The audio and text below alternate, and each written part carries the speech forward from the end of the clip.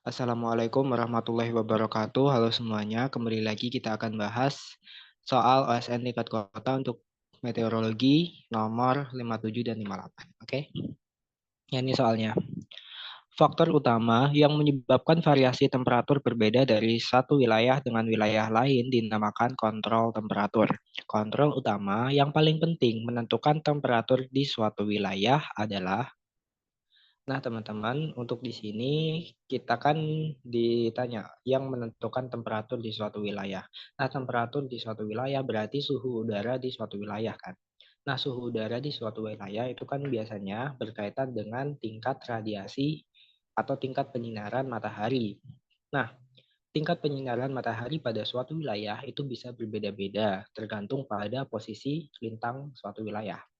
Sehingga jawabannya yang C. Nah, kenapa posisi lintang itu bisa menjadi kontrol utama yang paling penting? Karena letak relatif terhadap garis lintang ini mempengaruhi paparan sinar matahari. Jadi misalkan di ekuator, itu intensitas matahari yang diterima akan berbeda dengan yang ada di kutub. Jadi semakin dekat suatu wilayah dengan garis khatulistiwa atau garis ekuator, maka semakin besar juga intensitas matahari yang diterima, sehingga temperatur itu juga tentunya akan semakin tinggi atau semakin panas.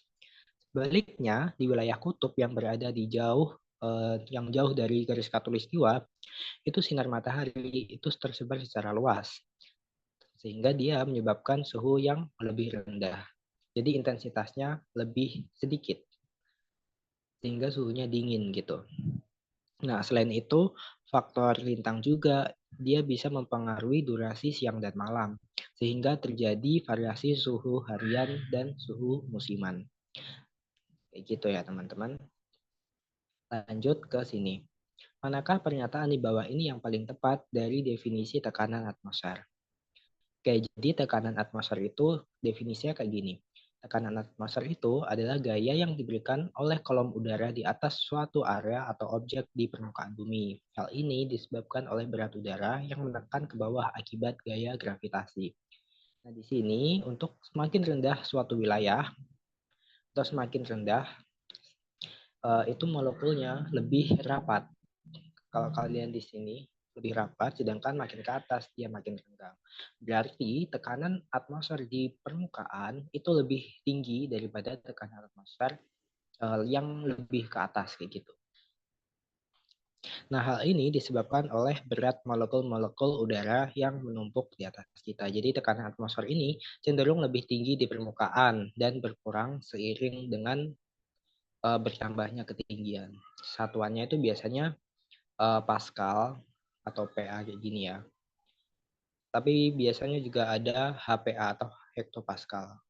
Itu satuan dari tekanan atmosfer.